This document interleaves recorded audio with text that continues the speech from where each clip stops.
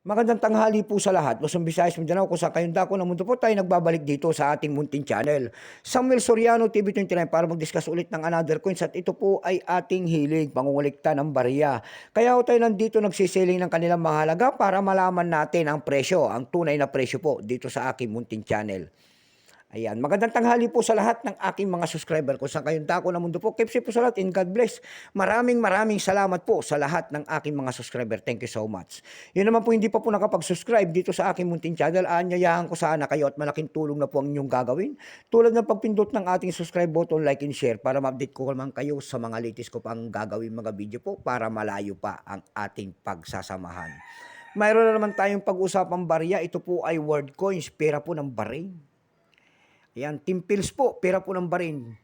1427 Islamic calendar, dito po sa atin, ito po ay year 2006. Bago tayo magsimula sa ating talakayan, kilalanin muna natin siya para malaman natin ang kanyang presyo. Issue po, Bahrain.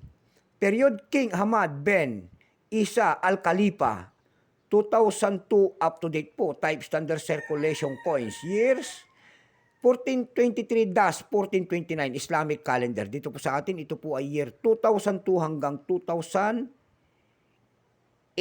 Ayan. Value nito, 100 pills. Currency, dinar. 1965 up to date po. Composition po nito by metallics, copper, nickel, center in brass ring. May bigat lamang itong 6 grams, may habang 24 mm. May kapal po naman itong 1.9 mm, hugis po, bilog. Orientation niya, middle alignment.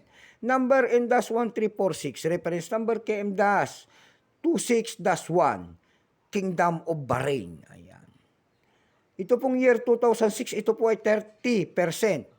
Wala pa pong maipakita ng Bahrain kung ilang pirasong barya ang ginawa nila sa barya na ito. Pero may presyo po ito doon sa ating numista. Yung kanyang very fine ay 30, extra fine 38 pesos. Almost uncirculated ay 45 pesos na. Yung uncirculated po nito ay nagkakalaga na po ng 78 pesos. Dako tayo sa presyo po. Ayan, sa eb.com nakakita ko tayo nagbebenta doon ng $7 nito. Meron na rin tayo nakita doon na $4.99. Ang pinakamalit po na bintahan doon ay $2.29. Dako tayo sa Carousel PH.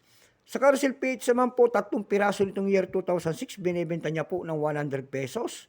Nasundan po ito ng 80 pesos. Meron naman tayo nakita doon na pinakamalit nito, nagbebenta po ng 75 pesos. Ayan lamang po ang aking may babahaging kanyang presyo sagad na. So hanggang dito na lamang po, Luzon, Visayas, Mindanao, kung saan kayong dako ng mundo po. Keep safe po sa lahat and God bless.